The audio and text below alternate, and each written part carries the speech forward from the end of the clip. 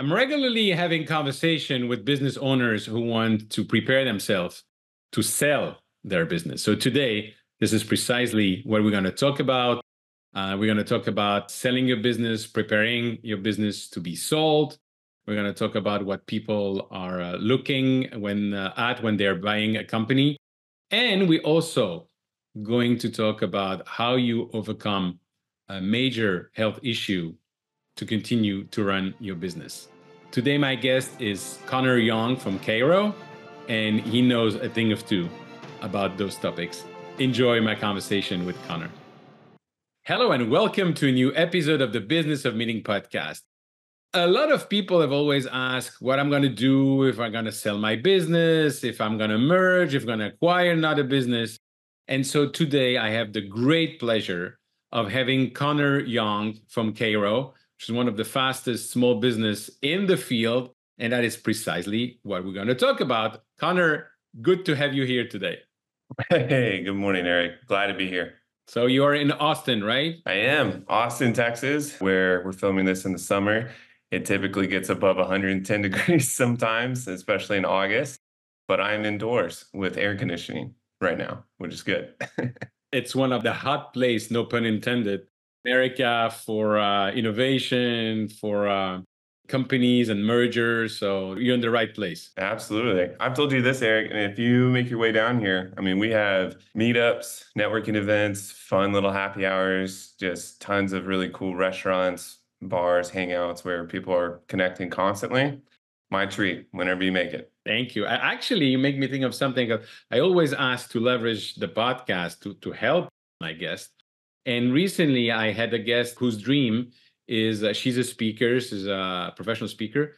Her dream is to speak at South by Southwest. So if you know anyone there, I'll connect the two of you. Absolutely. We should definitely speak about that offline, but I definitely have some good contacts. South by Southwest, it is so much fun, but the traffic, if you're a native or local in the city, man, it's the worst. It's so bad. So is that like when you have the World Cup in one city, the locals are going out, or you just stay? Yeah, there's lots of very awesome, fun events. So I always go to this meetup, or there's a few startups will launch some new feature company or anything downtown. And me and friends and coworkers always try to make it a part of our plan in March when South by Southwest happens to be there. But yeah, you just get connected, you meet a bunch of people. I've never met Elon Musk or seen him there, but he's always there. So you get the who's who showing up and doing the elbow rubbing and get to Right. meet people.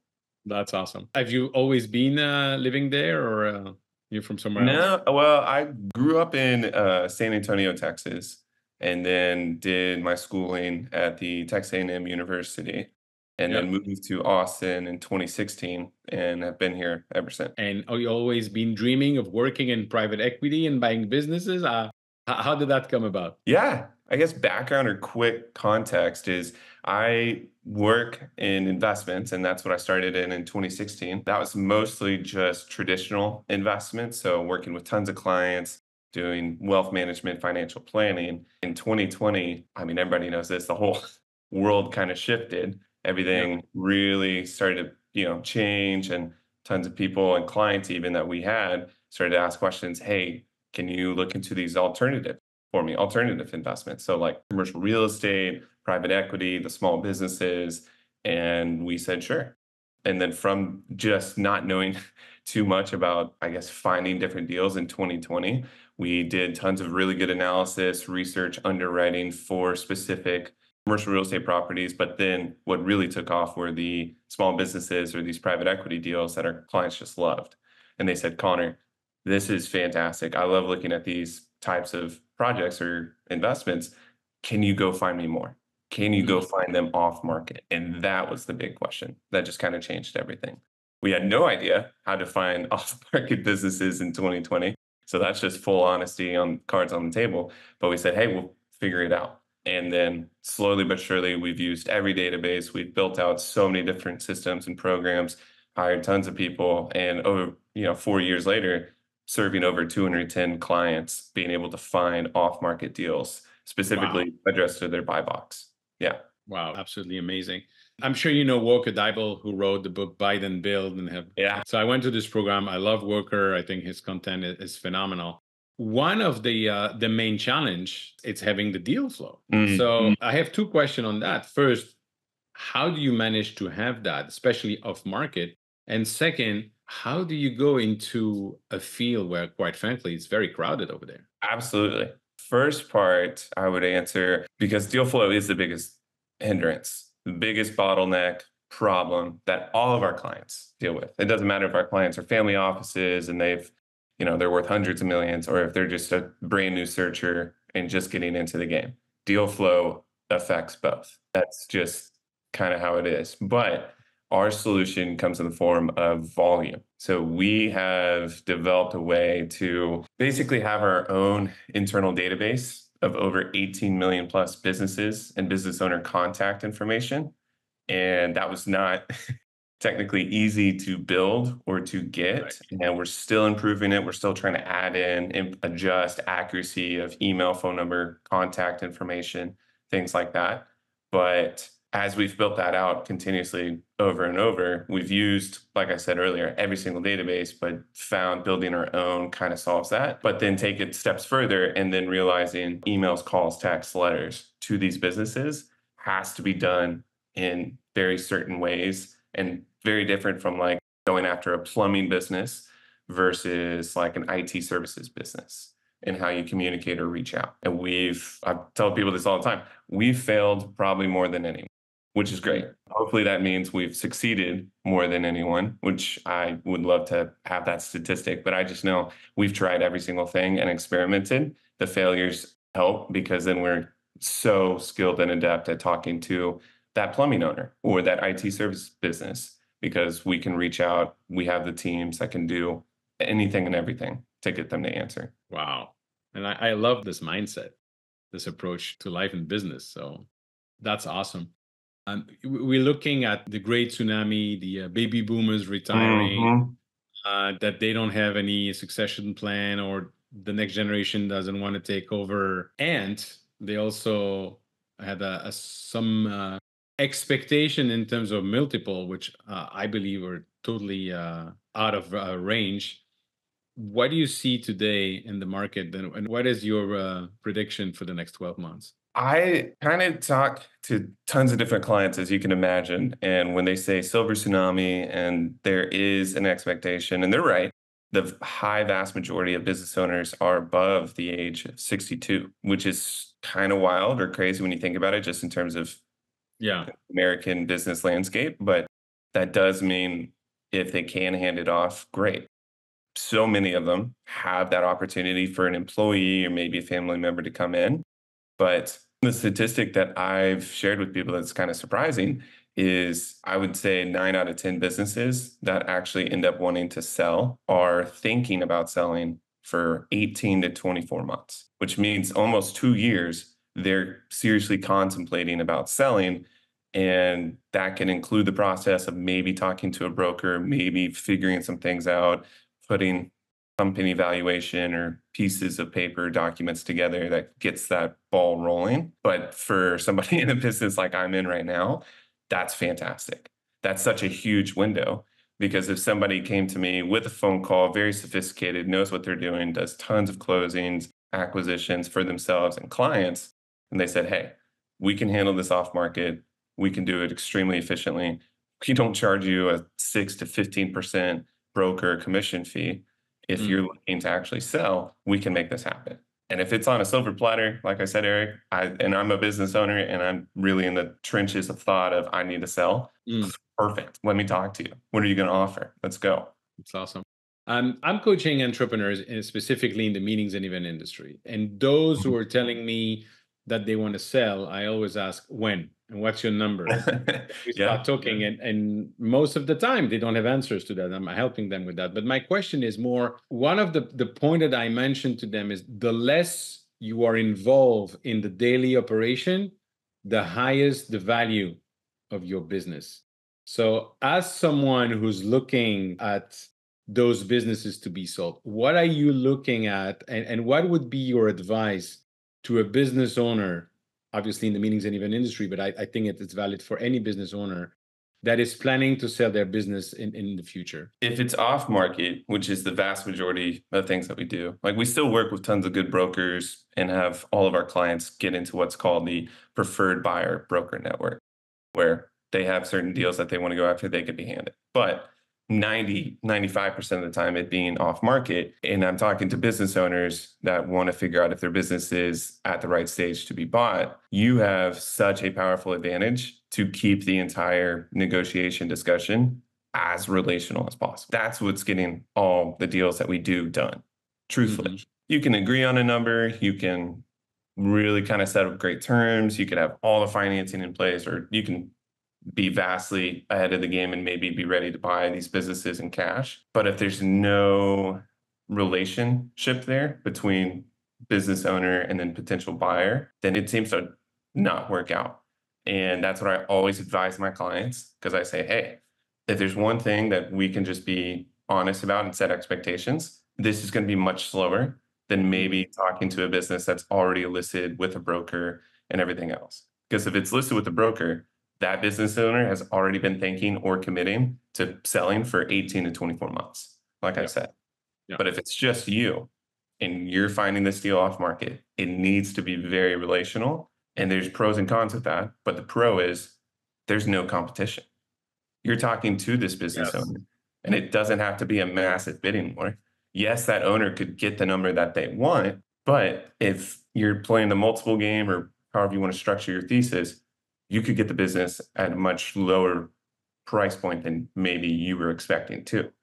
So it's really a good win-win scenario where both parties just have to know, like, and trust each other.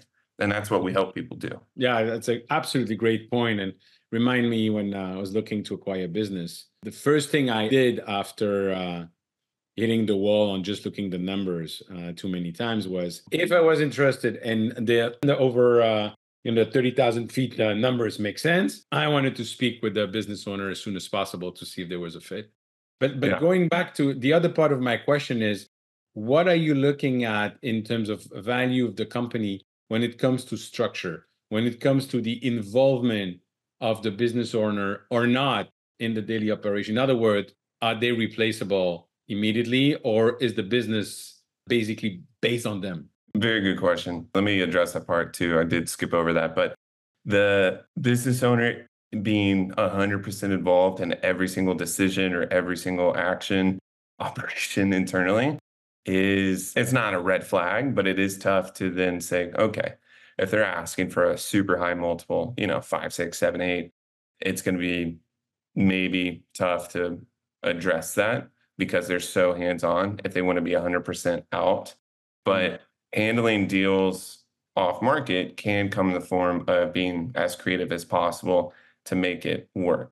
So if owner is okay for selling the business, but they want to stay on because they know they've got maybe 2 or 3 more years that they want to work, that would be a very good situation for a business owner who's so hands-on with their entire business that both parties could actually really agree, and not only just a high valuation, but then a high salary for that business owner to stay on, run everything, and then train up the next person to take over their whole business for them, right? If buyer was going to set it up that way. Now, if it's a business owner that's pretty in depth with everything, and that's because they have a small team or maybe a lower headcount, like, I don't know, less than 5 employees, maybe less than 10, depending on the industry, the business buyer could see that as a challenge to say, like, hey, I want to acquire this business, and then here's how I want it to run, which brings in complications on if the employees and the teams will stay and how will they be compensated.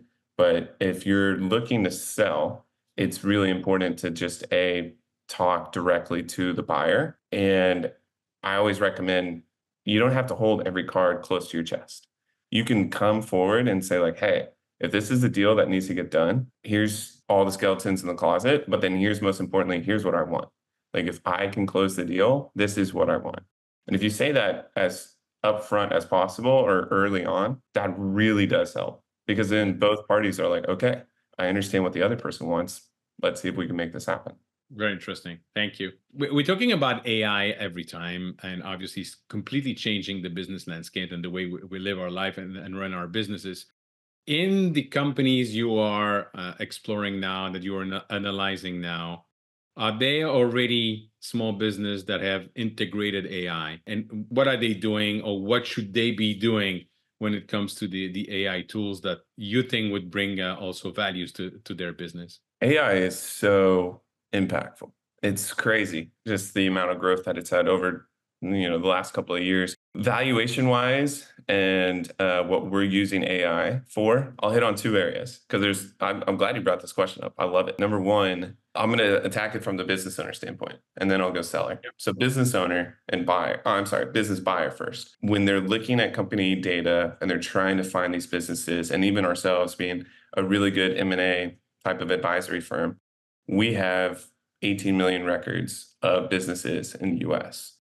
But, people can change a phone number, people can change an email. We have recently built out an AI tool that's just internal that we can use that can understand ABC roofing company and go to every single place on the internet. And there's a phone number and an email and maybe an updated phone number on a Facebook page or a Yelp page or wherever it might be, pull in that whole string of data as a record, and then put that into our database. That was just launched, I think, 5 weeks ago, very recently.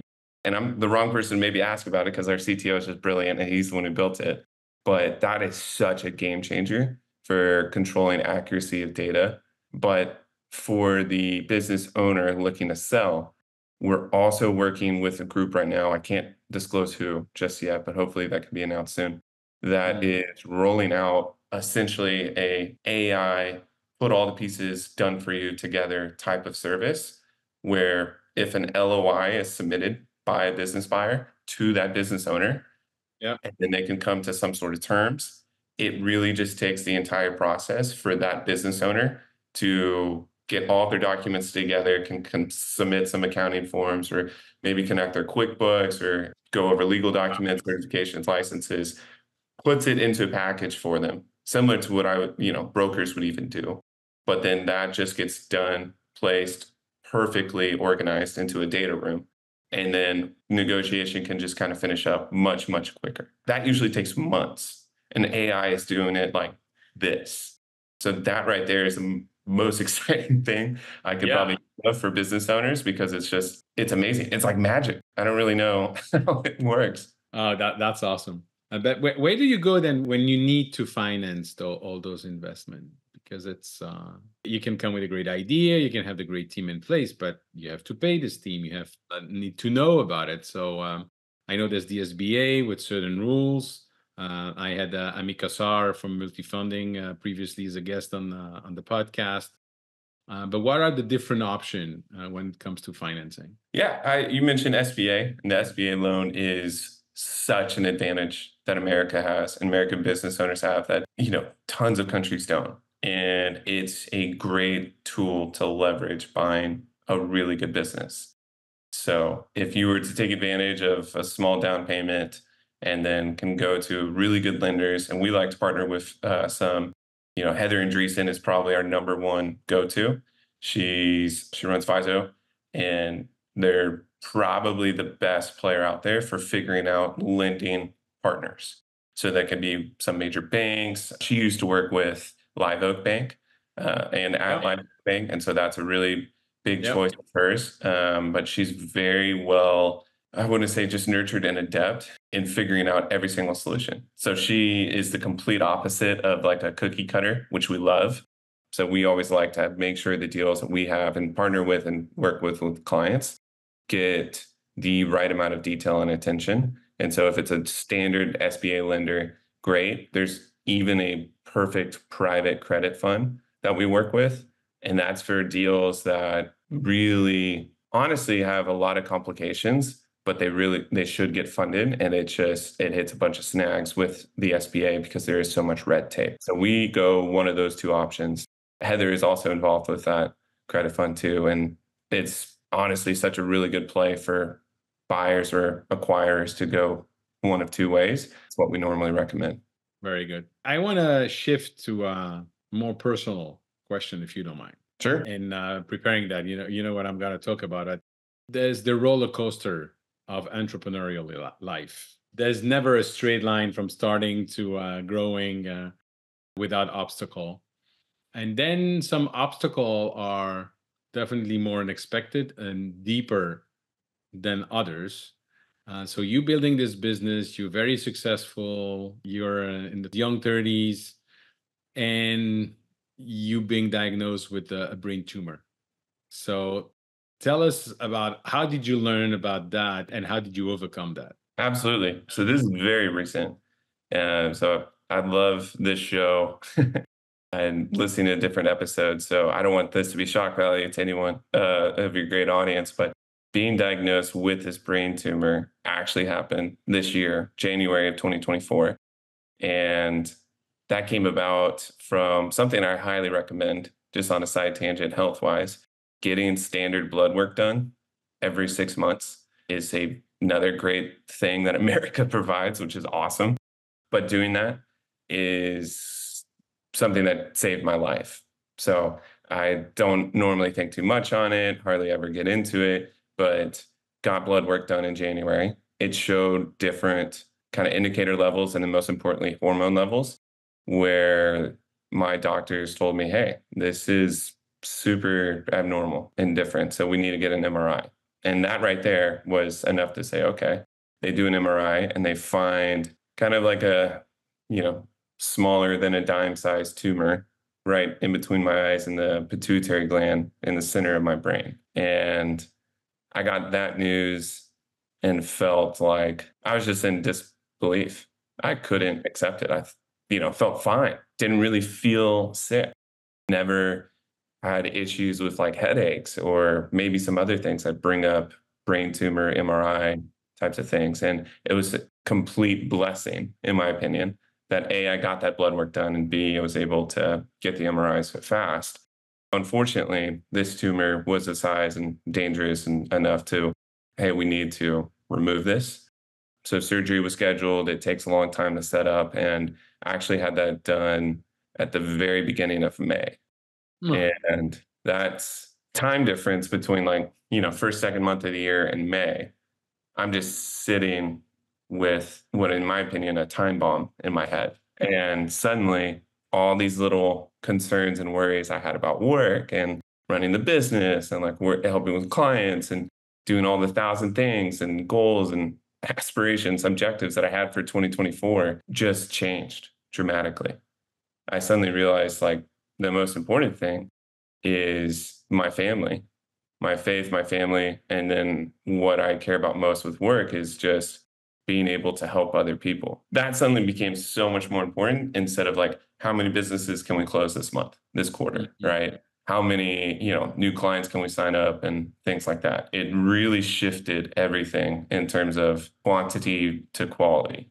The time, man, memories and stuff, things that I did with my wife, family and friends just became way more intentional, way more meaningful. The surgery itself is a very successful surgery. Rarely Great. does anything go wrong, but people have issues and then could die from the surgery. So there was a lot of fear of that going into it. As you can see on the screen, obviously they didn't have to shave my head. I love my hair. Luckily, they were able to go because it's directly in the center behind my eyes through the nose. So this bone and then the skull bone, and then we're able to remove it. But the recovery itself is just, it takes a lot out of you. So Mhm. since this very successful surgery that I'm very thankful for, I've wanted to just do everything possible to make, I don't know, my family, my work, everything around me more meaningful so that other people are just positively impacted. Mhm. And it's great. Like, I used to have a very, very short temper, I would believe. And ever since the news and then the surgery, I'm like, why would I get mad? Like, what's the point? Well, that's something I can learn from you. Yeah. Well, hopefully there's no brain tumor involved, but No, I no, do no, no, want to no, share no, that no, message for sure. no, no, absolutely. No, and thank you for sharing that story. I've always looked. I'm not even talking about the WhatsApp group with the parents of the school, where sometimes I wonder where on earth are those people living and making such a big fuss with nothing. But more in general, as business owners, there's always issues that you have to cope with, and that is really putting it into perspective. Everybody said that health is the most important until you have to deal with health, and then now it's becoming very, Mhm. very concrete. How did you, because January to May is a long time. As a business owner, what went into your mind and what did you do during those months for your business? So it was a weird type of paradox, I would say, because initially, like I mentioned, I was just in denial, disbelief. No, this isn't real. But, spending days, weeks on it, you kind of just get to the point of accepting, okay, this has to happen. Emotionally, it was so hard. And you kind of have to box up what you're feeling and then how you run a business. And, all the employees and the teams that I have and trying to make everything happen can be very difficult. The biggest reason I got through it was, in my opinion, my faith that, God would take care of all the details and make sure that I got through it. And then I realized how that actually happened was my wife, who scheduled every appointment, all the MRIs. I had to get several MRIs, had to draw blood and do all sorts of tests, probably dozens of times between January and May, because it is such a serious thing and they needed to make sure everything was set up Mhm. correctly. And if I didn't have her, I may have had to push the surgery off till the end of the year or even later. There was just so much that she set up and did for me that was so perfect because I just wanted to block it all out and then go 180 miles per hour on work. And I booked up my calendar with calls. I did, trillions of other different activities, made sure that we built out this. And that was my way of coping with, I have to Yeah, deal with this tumor and this surgery. But she yeah. solved it. Did you mention that to your team earlier on? Yes. Yeah, there was a stretch. So my co-founder Braden, I told him pretty soon after finding out, of course.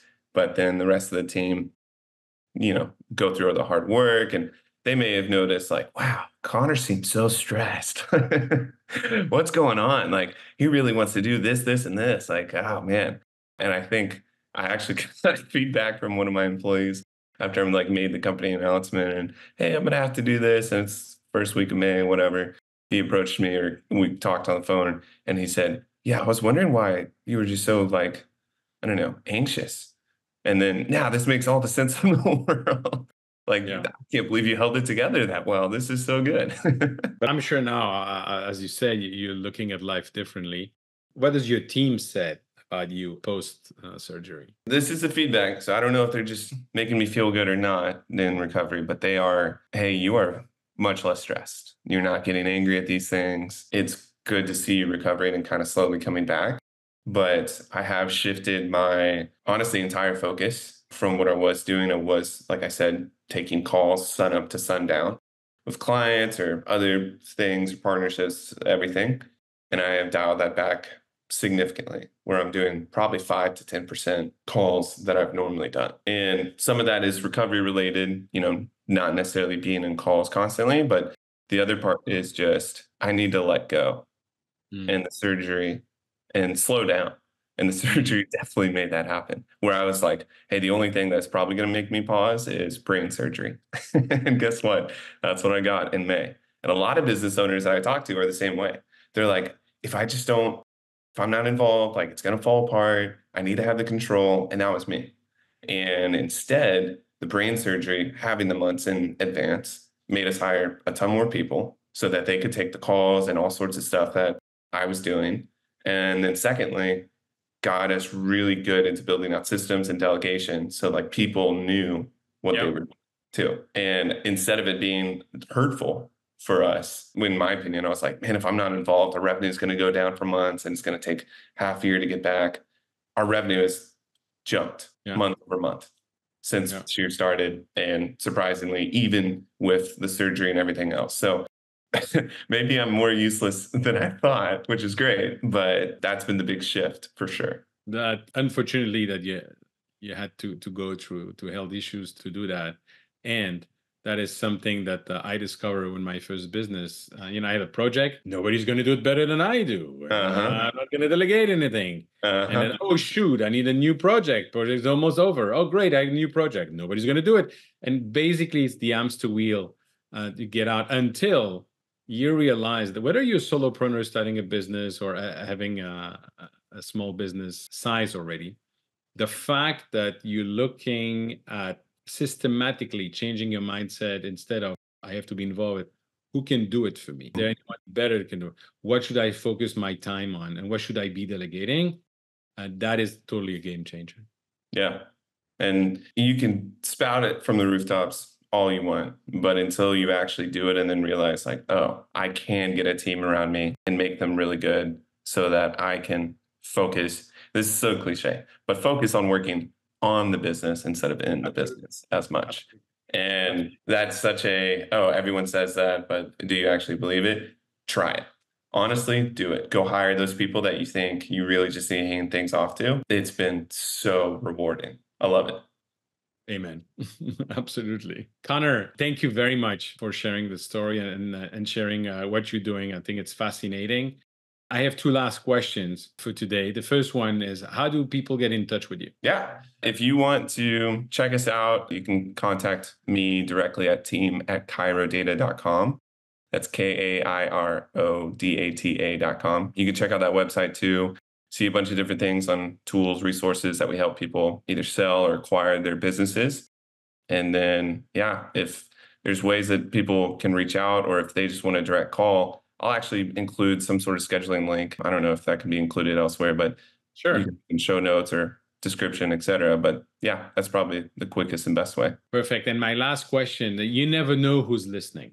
And I have many examples with over 220 episodes that friends told me, oh, they got a new business or a new opening, a new opportunity thanks to that. So what is one of your personal or business dream that if someone listening and want to help you, that they can help you with that? What is one personal or business dream that anybody listening would like to help you with? I love that you just asked this question. This is so good. I didn't even come into this call expecting to talk about it. But if you are a marketing company or work specifically with social media or any type of channels, YouTube, podcast, Instagram, you name it, and you're looking for a client that really wants to jump on board doing that, you're good at video editing, you're good at writing things out, kind of helping a brand go from a good business to Nike. That's kind of a dramatic leap, but we would love to talk. And if that's your business, you've got a new client, customer, whatever, right here, we'd love to speak to you. Awesome. I have someone to introduce you to. Awesome. Terrific. That's a great question, Eric. I love that one. Wonderful. Connor, thank you very much. And I look forward to meeting you in person in the future, maybe at South by Southwest.